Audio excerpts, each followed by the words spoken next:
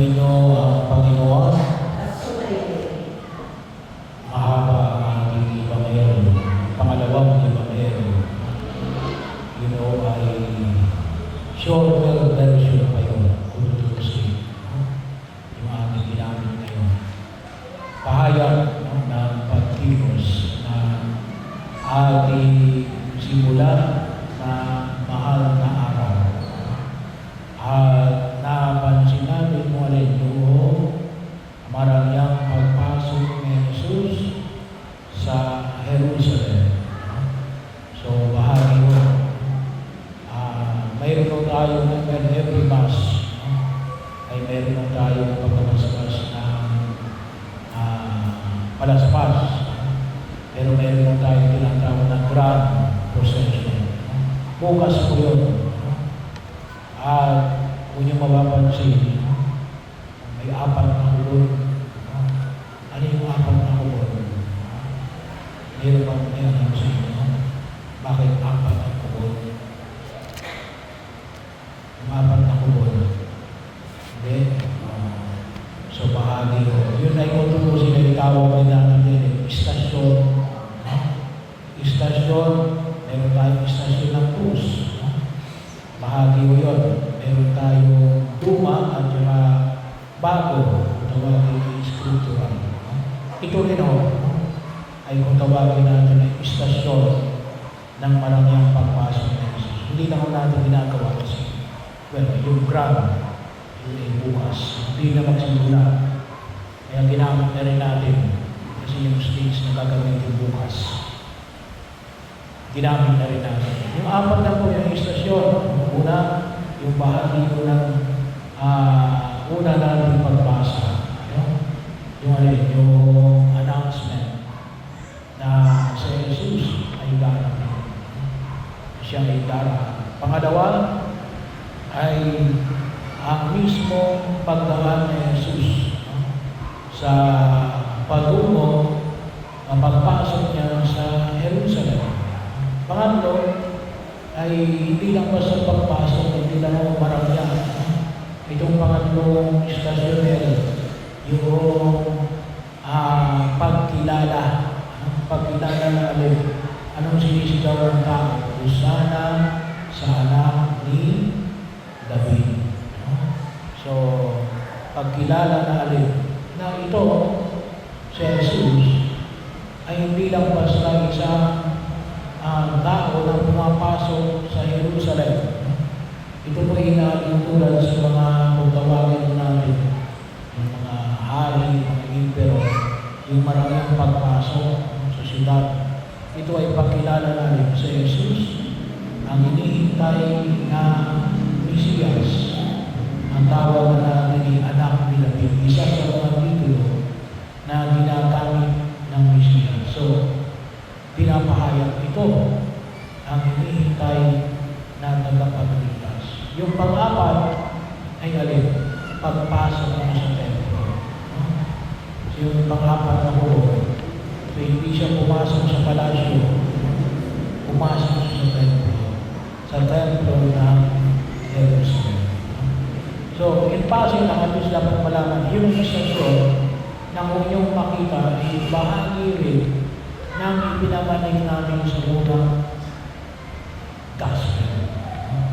At mahalaga ito sapagkat hindi lang sapagkat may unawaan natin na sana po ay sabi nga natin ang ating mga ginagawa napakayaman.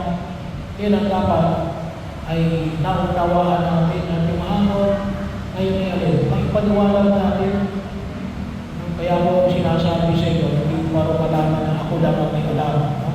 Kasi dapat tayo lahat ng mga binyagan alam natin. Kasi kapag tinanong tayo ng ibang sektor, bakit may 4 na kulon? Nakasanayan. Tama naman, nakasanayan.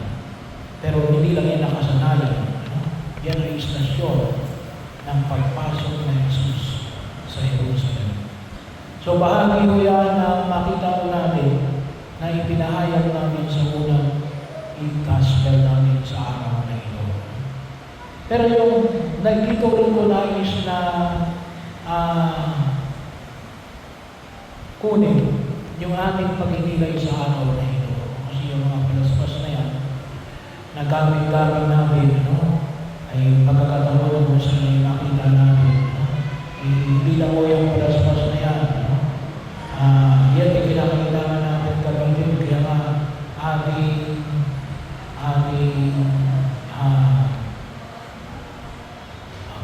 tawag dito. Ang tawag ko? Binawagayway. Binawagayway.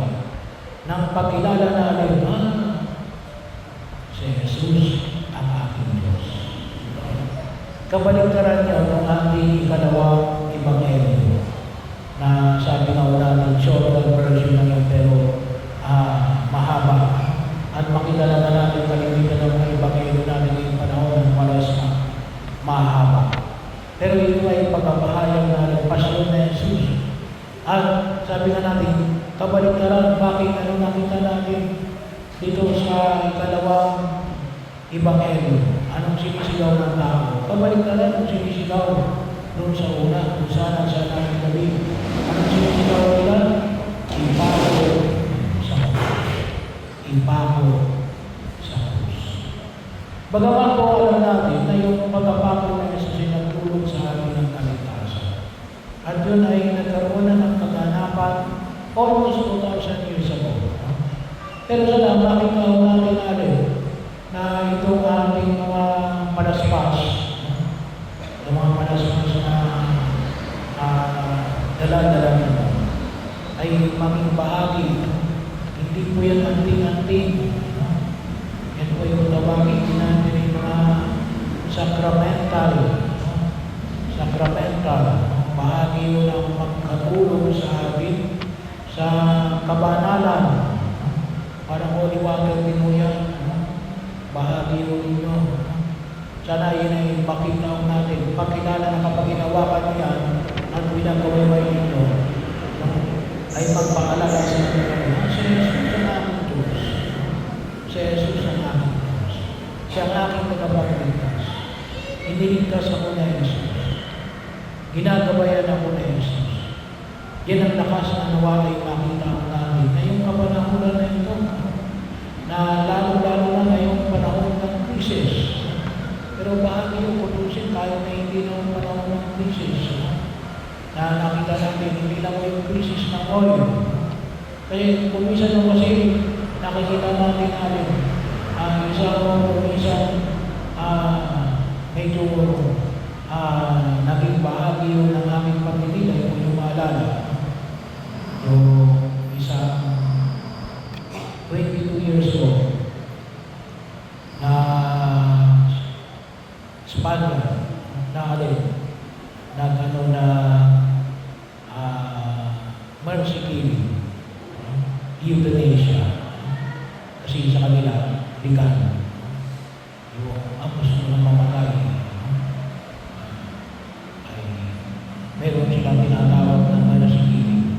Iindikan sila ng mga lason sa katawan. Pangapa, 20 years old lang ata o 22. Bahagi, bakit? Victim of gang rape. And then, lately, mayroong kabataan na na naging bahagi ng istorya sa Pasig na nawawala. And then, namataan nila yung bumili sa hardware ng tali. Ang ganong ginawa, ay hindi nagpakamatay. So, medyo bahagi yun ng pagkilos. Ito yung mga kabataan ito. Bahagi. Wala pa ulit yung crisis natin sa langis. Mga kabataan na ito natin, nawawala ng pag-asa. Hindi natin alam kung bakit. Bahagi yun. Kasi may mga istorya. Walang bahagi ng aming paninilay na nawa makita mo natin. Sana ang ating pagkaway-wayway ng ating mga palaspas na yan na ating pinilisan ay tunay na magpahayag natin na nawa maging lakas natin. Hawakan natin yan. na dito tayo kumuha ng lakas, no? At may pahayag natin. Sapagkat sa ingay ng daigdig na ito ngayon, ay nakita ko natin alin, ay natatabunan sa Jesus. Natatabunan sa Jesus. Natatabunan sa Jesus natin ng gera sa Iran, sa US, sa Israel. Natatabunan ang sa Jesus gawa ng alin, gawa ng gera sa Ukraine at sa Russia. Natatabunan sa Jesus gawa ng alin, gawa ng pagkakasala. Natabunan sa Jesus, bakit? Kasi marami tayong itinuturing ng mga Diyos-Diyosan. Katulad halimbawa, hindi lang ako, kalimitan, sinasabi, Diyos-Diyosan, itong mga imahe, hindi naman natin yung sinasamba. Ano yung mga Diyos-Diyosan? Ay, kung makikita ko natin, yung iba yan, yung trabaho, hindi na nagdarasal, hindi na nagsisimba. Yung iba yun ay yung kanilang pamilya, mahalaga yung pamilya. Pero hindi dapat nakakalimutan ng Diyos. Hindi dapat nakakalimutan ng Diyos. Kasi kung minsan sa pagmamahal sa pamilya, kayamanan, bahagi yun. Kanina lamang nagbabasa ako, nag-aaway. Yung isa sa mga mayaman ng pamilya dito sa Pilipinas, ang pinag-aaway nila, who will control the corporation. So, bahagi ko. Bakit? Baka nakakalimutan natin ang Diyos. Sa Jesus natin, na sa pamagitan ng kanyang paghihirap pagkamatay ay nawa ay maging bahagi ng patuloy nating pag-ibos upang maunawaan natin yung kanyang walang hanggang pag-ibig. Kasi ano na mamaya bakit may gera? Pagkamuhi. Bakit nakikita natin sa mundo ginagalawan natin, nawawala yung pagpapalaga sa ating Diyos, gawa natin. May iba tayong tinitingnan na sa tingin natin ay pagbibigay ng solusyon sa ating problema. Kaya, utusin mo, natatabunan ang Diyos sa mga ingay at sa mga pangyayari namin sa daigdig dito. At nawa ko, maging bahagi ng ating patuloy ng pagkilos natin. Nawa sa ating pagkakataon na yun, hindi lamang sapagkat ito ay 1-year event, itong mahal na araw.